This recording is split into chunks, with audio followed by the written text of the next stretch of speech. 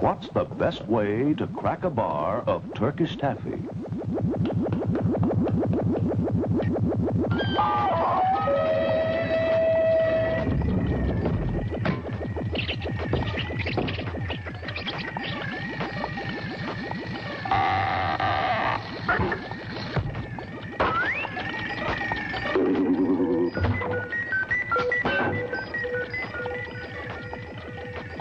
Why do grown-ups do it the hard way? What's the best way to crack a bar of Turkish taffy? You smack it, you crack it, that's all. Remember, no other candy smacks like, cracks like, tastes like Time's up, Lazar. I want my honor back. Even banana. Treat yourself to Turkish What on earth is all that racket? It's taffy. Horace, I should have known. You're going to pay for that door this time. Miss Bear can't keep paying to have it put back up every time you knock it down. Taffy. If your boyfriend will stand up and fight like the king of the East he's supposed to be, I wouldn't have to keep wasting our time by coming over here and knocking it down. Now where is he, Ginny?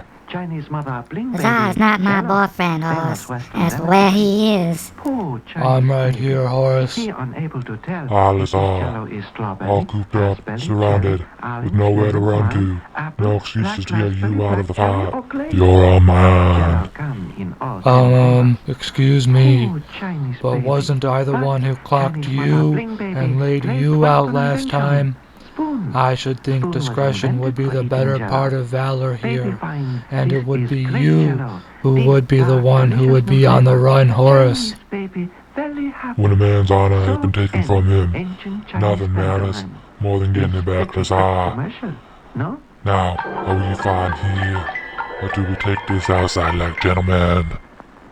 all right, Lazar, knock his block off. Sylvester, silence. I'll not have you egging either of them on. He's not egging me on, Ginny. I don't want to fight, but I did promise. On the dress. While I was going on, you did what you had to do. Now you will do what you have to do again by not fighting. But I'll look like a chicken. I'll lose my honor. Then so be it. There are more important things than rolling around in the dirt and getting the tar knocked out of you, or beating it out of somebody else. There's potential for a higher calling here, Lazar. A more peaceful one. You know that. Sure, I know it, Ginny, but the rest of the world doesn't. All they'll see is that I chickened out, and I'll have to live with their taunts for who knows how long. Besides, what about my word, my integrity? I promised. There are better ways of showing integrity than by throwing your fists. Maybe by not launching them at Horace's face, they'll be showing even more integrity. Fists and fights are the only way to show anything, Ginny. Anyone who says different doesn't know what they're talking about. Don't you talk to her like that, Horace. Big words. Are you going to stop me? You bet I am. I'd like to see you try. Why, you great big gorilla. I'll shut that mouth of yours once and for all. Lazar, stand down this minute. He's just baiting you and using me as the bait. Don't you fall for it. You're too smart for that. You're right, Ginny. Only a barbarian would think that the only way to show integrity is to throw a fist. But still, how will I live with myself if everyone thinks I'm a chicken? I'm supposed to be the king of the jungle, not the cowardly lion. Lazar, I only nearly, just like Sylvester. I'm most certainly not going to tolerate any violence or foolishness right now that might in any way accidentally lose anyone else. You and Horace will have to find some other way to settle your differences. You two are not fighting, and that is that. Looks like she put her foot down, Lazar. Looks like the king of the jungle has a pretty tight leash. Must be a pretty small kingdom, by say, the size of this living room. See, Ginny, it's starting already. Checkers. What? Or chess. I don't know. Uno. Yahtzee. Musical instruments or musical chairs. Dancing. I don't know. What are you talking about, Sylvester? The rugrat has done kinda lost his mind from sitting in front of the TV too long. Chunk, chunk, big chunk. Big chunk. Sylvester, darling, what are you suggesting? Have some contest between Horace and Lazar. See who's the best at each of them. Whomever wins the most in the series of contests wins the tournament. Whoever wins the tournament gets. Sounds interesting. But yes, guess what? Exactly. It better be something worthwhile. I won't settle for a Tinker Toy trophy.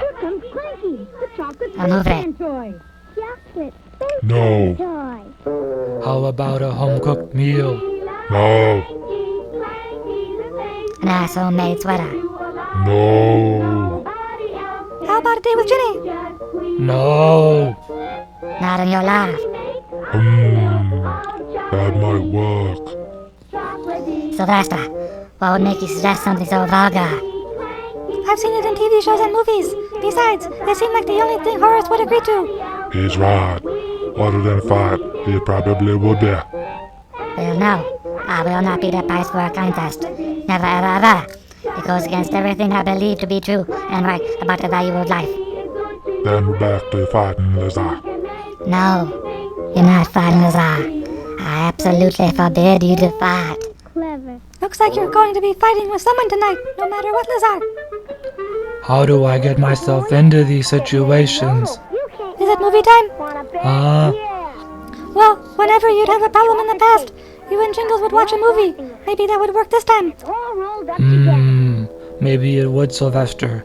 I seem to remember a flick about disputes. Let me see if it's still on the computer. It was a while ago that we ran it through the digitizer. I don't even remember what it's... Is this it? No, that was about albinos. What on earth was it called? Yeah, here it is. Well, let's give it a watch and see if it offers any solution out of this mess. Now, wouldn't you like to yodel too? Then go to the store and sound off for Drake's.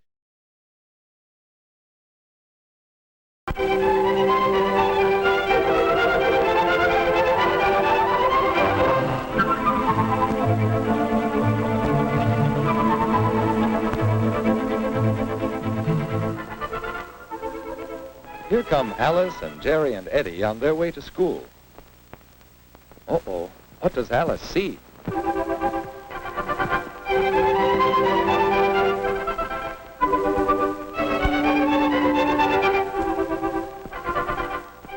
Disputing over who should ride the tricycle certainly spoils their play. It isn't any fun, and besides, it's dangerous. Someone's likely to be hurt. And just think, all this time they could be having fun on the tricycle. Yes, it's better to settle our disagreements quickly and fairly. And so Eddie offers to help settle this one. But each wants the tricycle all to himself. Eddie, that they share the tricycle.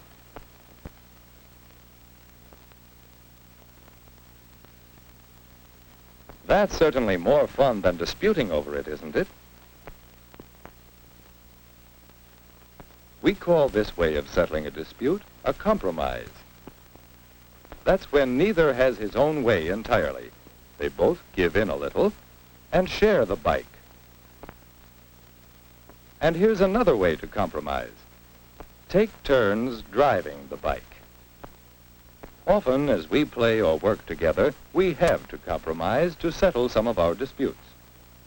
But did you know that there are different kinds of disputes and different ways to settle them?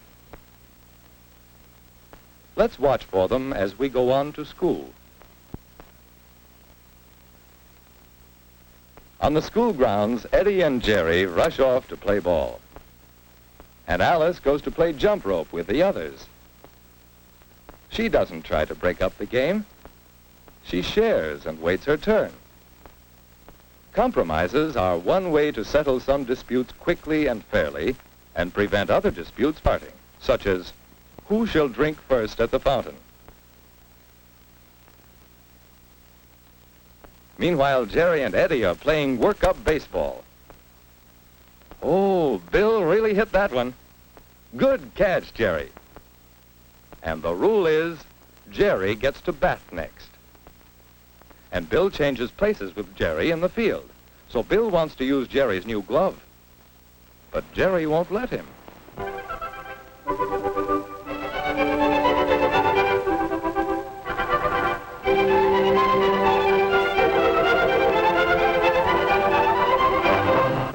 How would you settle this dispute?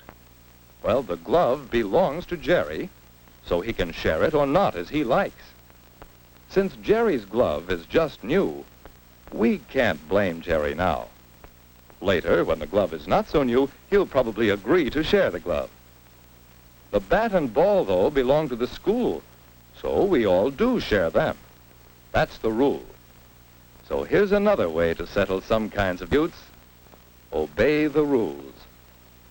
There are rules about common property we share, such as the ball and bat, and rules about personal property, such as Jerry's glove. There are rules for playing games, and many other kinds of rules. If we know and obey the rules, many disputes can be settled quickly and fairly. It's the rule that this part of the playground is for the little folks only. So if we all obey the rules, we won't have many disputes. There's a rule that all bicycles should be put away in these racks, and obeying this rule will help prevent disputes. And when it's time to go into school, there are rules about which doors to use and which way to go inside. Rules are planned to help us prevent problems and disputes. There's another kind of dispute that can be settled in another way, like this. That's my notebook. You stole it. I did not. Give it back. Wait a minute, Alice. Are you sure you didn't leave your notebook in your desk? I'm sorry, Harold. I made a mistake. That's all right. I got mine yesterday. What caused this dispute? It happened because Alice didn't have all the facts. We need to find the facts. Alice's notebook was in her desk, and Harold has a new notebook just like hers. These facts are all that are needed to settle the dispute. So let's remember to find the facts. Sometimes we have to hunt for the facts. This way. Miss Williams, what's the bandersnatch? A what?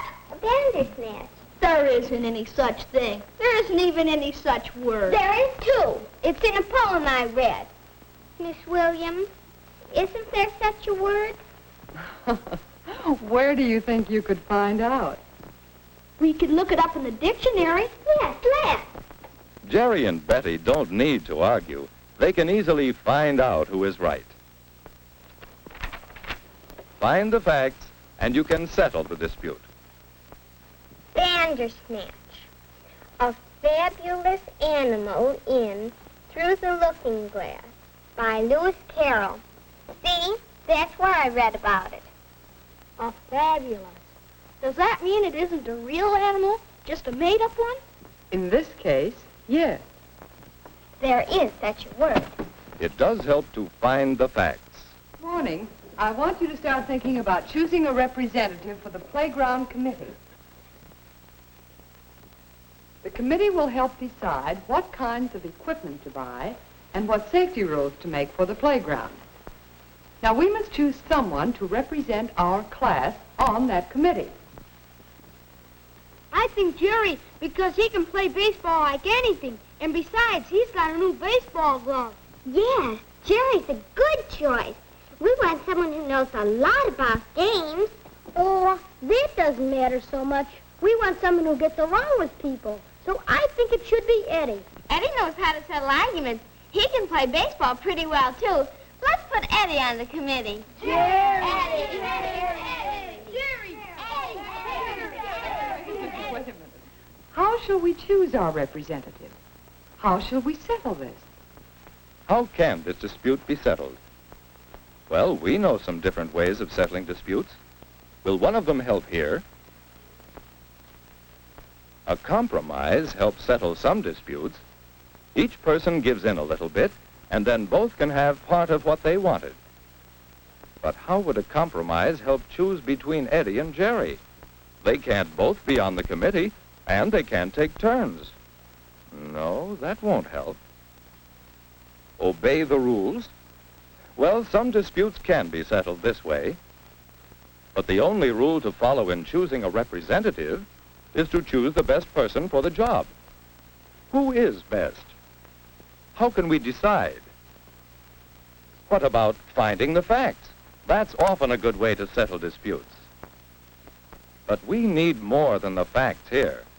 Jerry knows more about games, and Eddie knows more about getting along with people. But which one should we choose? We need a different way to settle this problem. I have an idea, Miss Williams. We want either Jerry or Eddie to be on the committee. You tell us which one you think it should be, and he'll be the one. Well, I could do that. Sometimes we do use a judge or arbiter or an umpire to give us his opinion and settle questions that way. But don't you think everyone should help choose our representative? Oh, you mean an election. Let's vote for the one. There we are. That's a good idea. Alice and Betty will count the votes in the election to find the opinion of the class. Often we need to find opinions to settle our disputes. Sometimes you'll want the opinion of some expert or judge. Sometimes you'll want to take a vote to get the opinion of the whole group. Finding opinions is the way we settle many important questions. That's the way we'll settle this question. Now let's see. Jerry gets 12 votes, and Eddie?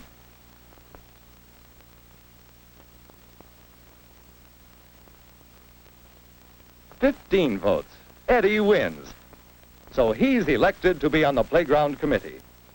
And look, this dispute was settled fairly, and so Jerry and Eddie are still good friends, just as they always were. It's worthwhile to know many ways to settle disputes.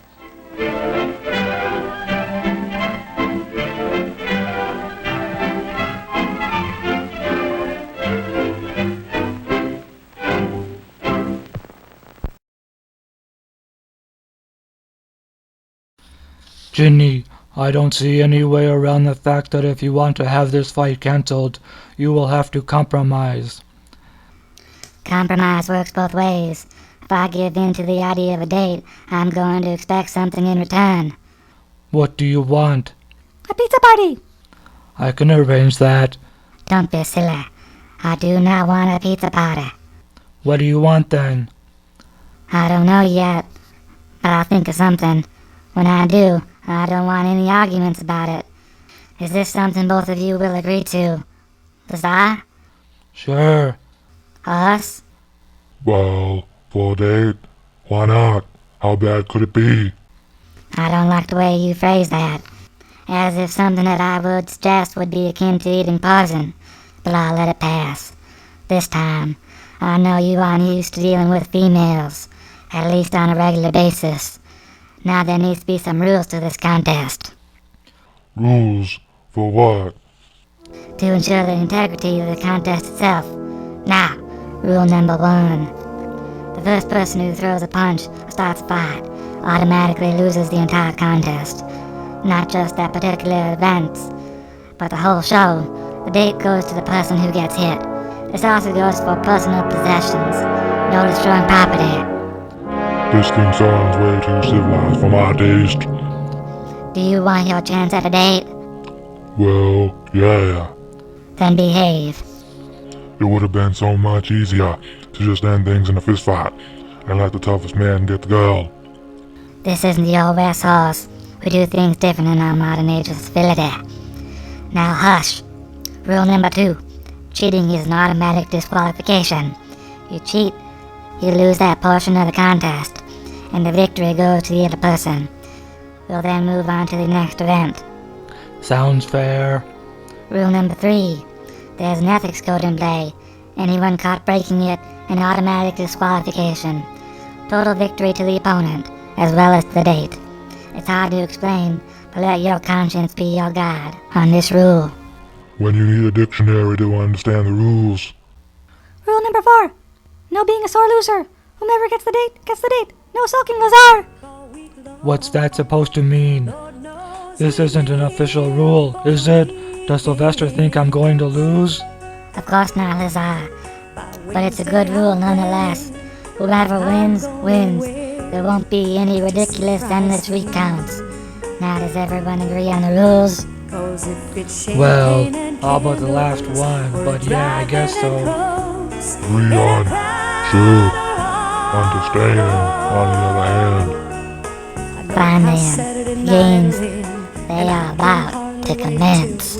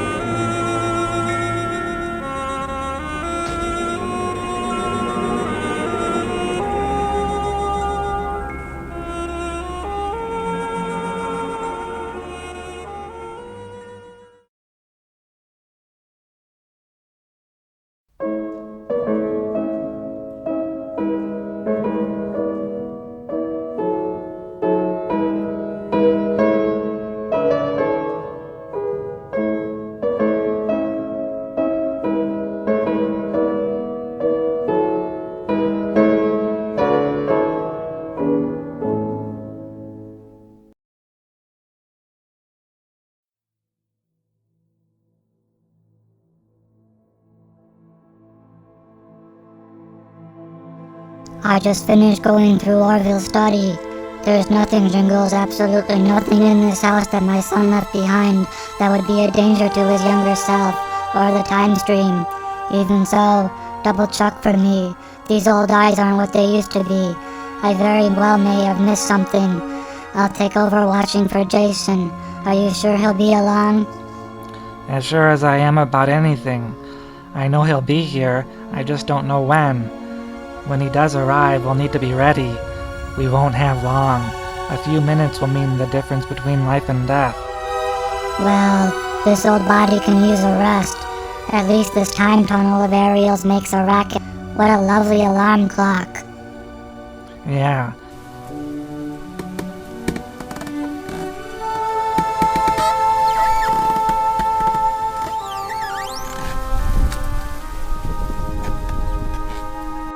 What is it, Jingles? Is something wrong? I don't know. It's just that, for a second there, I felt like I wasn't alone. Of course you're not alone. I'm here, Jingles. No, I mean on these stairs. For a second, I felt like someone was standing here next to me. Only I couldn't... a lot has happened and I'm punchy. That must be it. I'll go and double check the house. Have a nice nap, Mama M.T.